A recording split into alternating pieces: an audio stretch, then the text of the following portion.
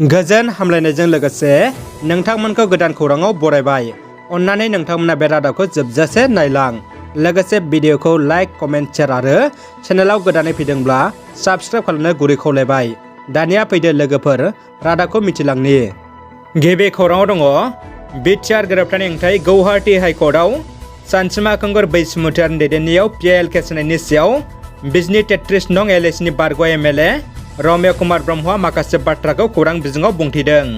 बिथाङा बुंदों एबसुआ माखासे दैदेनगिरिफोरखौ मुर्ति सावनाया जेबो जुक्ति गैया आरो पिएल होनायजों बिटिआरआव सनितपुर आरो बिश्नाथआव हाबला होननाय रावाबो नंखाय होनना बिथाङा बुंदों। लोगोसे बुंबावदों बारग' MLA बिथाङा बिटिआर एकर्डआवनो गामि सुंस'नाय लिरनाय गैया होनना, जायनि थाखाय एबसुआ गावसोरखौसो दाय होनो नाजादों होनना बुङो। चिरां जिल्लानि काजलगावआव एबिएमसिआ गोख्रों खुद्रिसारनाय हाबाफारि बानजायदों। एबिएमसिआ गोबां दाबिफोरखौ लाना सरकारनि हेंथायै गोख्रों धरना हाबाफारि लायो। मख'नो गोनांदि एबिएमसिनि गाहाय दाबिफोरा जादों बिटिसिआव हानि पाट्टा होनाय, डिपर्टारनि जेंनाखौ सुस्रांनायनि दाबि, NRCखौ फिन नायबिजिरनायखौ माब्लाबाबो मानिना लायैनि हुमखि आरो बेफोर दाबिफोरनि सायावनो एबिएमसिनि गाहाय नेहाथारि थाइसिन हुसैना प्रमद बर' आरो बिटिसि सरकारखौ गोख्रों हुमखि होनायखौ नुनो मोनो। बिथाङा प्रमद बर'खौ बुंदों बिटिआरआव गोजोन सान्थि फैबाय होनना, नाथाय जेबो गोजोन सान्थि फैयाखै। प्रमद बर'आ रायजो खुंनायाव फैमाल जादों। मुस्लिमफोरनो थाबैनो हानि पाट्टा होनांगौ होनना प्रमद बर'खौ बिथाङा सुखियाय होयो। कंग्रेसनि साफ्रोमबो MLA बिथांमोनानो आंजों रायज्लायो। रावबो सासेबो गैयादि आंजों रायज्लायै।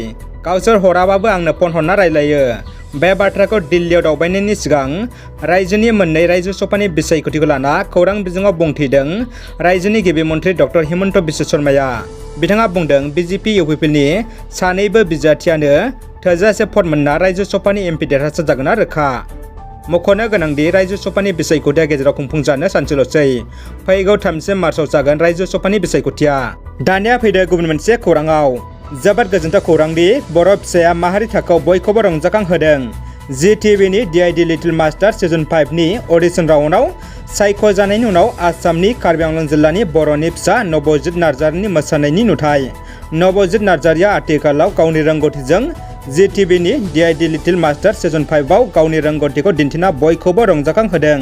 बर'नि बिफा बड'फा उपेन्द्रनाथ ब्रह्मनि 66थि जोनोम सान 31 मार्च आरो फरायसा सान खुंफुंनो मिरु एबसु आरो क'क्राझार जिल्ला एबसुआ थागथियारि जाबाय।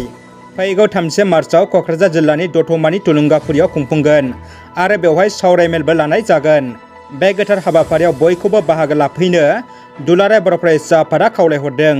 लोगोसे गाबोन 28 अक्ट'आव जोहोलाव बालिराम बर'नि 26थि मुंख्लं सान फालिगोन। बे फालिथायखौ दुलाराय बर' फरायसा आफादा गाबोननो उदालगुरि जिल्लानि हरिसिंगा हिनजावसा फरायसालिनि गेलेग्रा फोथाराव खुंफुंनो थाखाय थागथियारि जाबाय। बेजोंनो लोगोसे उदालगुरि जिल्ला दुलाराय बर' फरायसा आफादाबो खुंफुंनो थियारि जानायखौ नुनो मोन्दों। बिटिआरनि तामुलपुराव लाभ जिहादनि जाथाय। बैसो जायै हिनजावसाखौ सासे मुसलमान सेंग्राया लांखारनाय जाथाया जादोंमोन 21 मार्चआव। हाइलाकान्दिनि आलगापुरनि निजामुद्दिन मुंनि सेंग्राया गिबियाव मिस कल, उनाव मोजां मोननायनि जेव फोनांना तामुलपुर जिल्लानि दरंगा मेलानि 17 बोसोरनि सासे हिनजावसाखौ लांखोमाना थांदोंमोन। उनाव हिनजावसानि नखरनि सुबुङा अजद होनाय बायदियै दरंगा मेलानि पुलिस आउटपस्टनि बिबानगिरि गपाल दलनि दैदेननायाव थांनाय पुलिसनि हानजाया आलगापुर पुलिसनि मददआव आलगापुर ओनसोलनिफ्राय लांखारजानाय हिनजावसाजों लोगोसे लांखारग्रा निजामुद्दिन मुंनि सेंग्राखौबो हमनो हायो। निजामुद्दिनखौ बिजिरसालियाव हाजिर खालामनानै जुडिसियेल कास्टडियाव दैथायहरबाय होनना पुलिसआ फोरमायदों। मख'नो गोनांदि बेनि सिगाङावबो बावैसो सान सिगां तामुलपुर जिल्लानि पलाजार ओनसोलनि सासे नेपालि हिनजावसाखौ सासे मुसलमान सेंग्राया लांखारनाय जाथाया जादोंमोन। मख'नो गोनांदि बे हिनजावसाया माहारनि खौराङाव मुंखौ फोसावनाय जायाखै। दानिया फैदो जोबथा खौराङाव।